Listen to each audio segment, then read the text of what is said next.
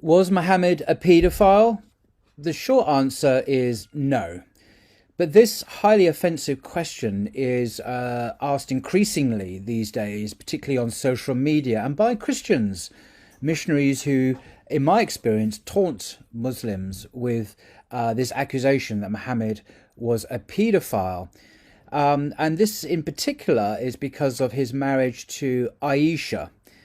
But when you look at the historical evidence presented in context, we find that this allegation is in fact baseless, and that's what I intend to do now, briefly. Scholars disagree concerning the age of Aisha when she married the Prophet, the earliest estimate being that she was 9 years old. This means that the marriage contract was ratified after Aisha reached puberty, which was considered adulthood in ancient Arab society. A marriage between an older man and a younger woman was customary and socially appropriate in that era, considering that such marriages were an important means of survival in a harsh desert environment and that people had a much lower life expectancy than they do have today. Professor Colin Turner of the University of Durham here in England, he is an expert on Islam in the Middle East Studies Department, explains the context of the Prophet's marriage. He writes, "A marriage between an older man and a young girl was customary among the Bedouins, as it still is in many societies across the world today. It was not unheard of in Muhammad's time for boys and girls to be promised to each other in marriage almost as soon as they were born, particularly if the union was of direct political significance to the families concerned. However, such marriages were almost certainly not consummated until both parties had entered adulthood, which Arabs in the 7th century tended to reach at an earlier age than Westerners today. It is highly unlikely that Muhammad would have taken Aisha into his bed until she was at least in her early teens, which was wholly in keeping with the customs of the day and in context not in the least improper." That's Professor Colin Turner, Islam, the Basics, published by Routledge, 2006, pages 34 to 35. The scholar of religions, Karen Armstrong, she's a very distinguished and accomplished publisher on Islam, Christianity, Judaism, Buddhism. In her biography of the Prophet, writes, "There was no impropriety in Muhammad's betrothal to Aisha. Marriages conducted in absentia to seal an alliance were often contracted at this time between adults and minors who were even younger than Aisha.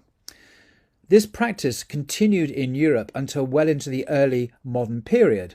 There was no question of consummating the marriage until Aisha reached puberty, when she would be married off like any other girl." End quote. That's from her Muhammad, a Prophet for Our Time, published by HarperCollins. Interestingly, Christian tradition records a similar marriage between, can you guess, the much older Joseph to the young Virgin Mary. And this is even more extreme. The Catholic Encyclopedia says of Joseph, a year after his wife's death, as the priests announced through Judea that they wished to find in the tribe of Judea a respectable man to espouse Mary, then 12 to 14 years of age, Joseph, who was at that time 90 years old, went up to Jerusalem among the candidates. That's the Catholic Encyclopedia in New Advent website, 1995. So she may have been as young as 12 and he may have been as old as 90. Christians cannot possibly use the Prophet's marriage to condemn Islam, for if they do so, they would have to condemn Joseph, Saint Joseph, the husband of the Virgin Mary, and I can't imagine they would ever do that. But interestingly, marriage in Islam is not simply about sex. It's a spiritual agreement based, as the Quran puts it, on love and mercy. In Surah 30, verse 21, it reads, "He, God, created spouses from among yourselves for you to live with in tranquility. He ordained love and kindness between you." So this is what God has ordained for marriage. Ratifying a marriage contract does not necessitate sex, There is no evidence whatsoever that the Prophet had sex with Aisha before puberty. And that's a crucial point. And just to emphasize that point, just to quote a couple of Western sources talking about the age of consent and marriage in the West, quoting from a textbook, Adolescence, Sexuality and the Criminal Law, a Multidisciplinary Perspective. It's a handbook discussing the regulation of adolescent sexual behaviour and provides lots of useful historical information. It's mainly written for the legal profession, for those interested in issues of criminality and the sexuality of children and adolescents. And it says on page 25, age of consent throughout history has usually coincided with the age of puberty, although at sometimes it has been as early as 7. Early on, age of consent was a familial or tribal matter and only became a legal one in the Greco-Roman period. The Roman tradition served as the base for Christian Europe as well as the Christian Church itself, which generally, essentially based upon biological development at 12 or even 14, but continued to set the absolute minimum at 7 years old. And then another quote here, traditionally across the globe, the age of consent for sexual union was a matter for families to decide or a tribal custom. In most cases, this coincided with signs of puberty, menstruation for a woman and pubic hair for a man. And then coming particularly to the United States, which really surprised me, in the 19th century, the usual age of consent in the United States was, believe it or not, 10 years. In the state of Delaware, until the mid-1960s, it was 7 years. In A Guide to America's Sex Laws, the authors note, the law governing the age of consent has changed dramatically in the United States during the 20th century. Most states codified a statutory age of consent during the 19th century, and the usual age was 10 years. Now, this is stated by Richard A. Posner. He was Chief Judge of the United States Court of Appeals. So that was his statement of the affairs.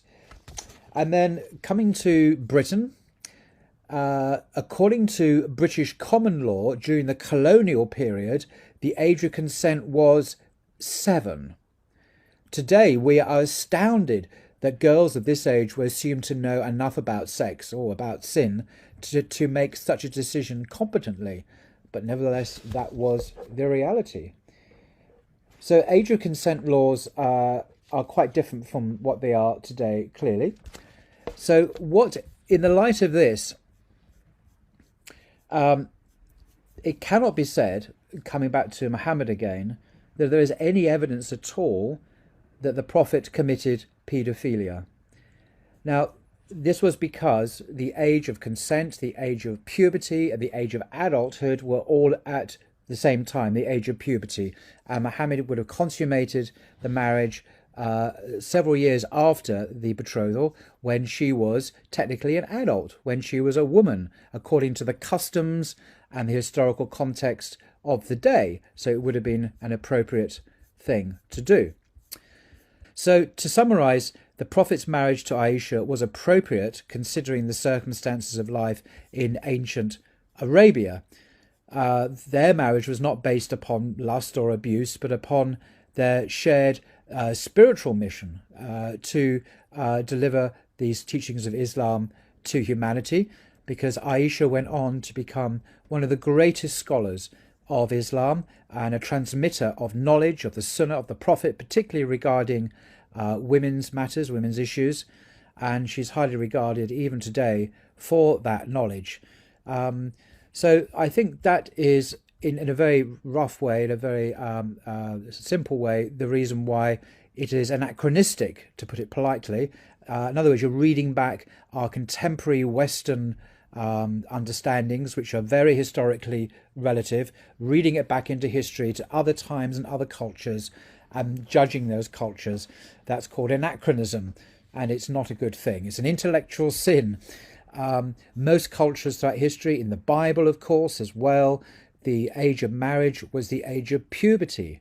If we condemn Muhammad, we condemn the Virgin Mary, we condemn Joseph, we condemn the vast majority of people throughout history for whom adulthood began at puberty. The bar mitzvah is another example, when boys and girls now, usually about 12, 13 years of age, are technically adults. They take on the burden of following all the commandments of the Torah. This is when they enter into the adult community. So it's a different age from the ever-increasing age, seems like, after ever-increasing increase in the age of marriage, and when childhood ends, we now have adolescence, which didn't exist before the 19th century.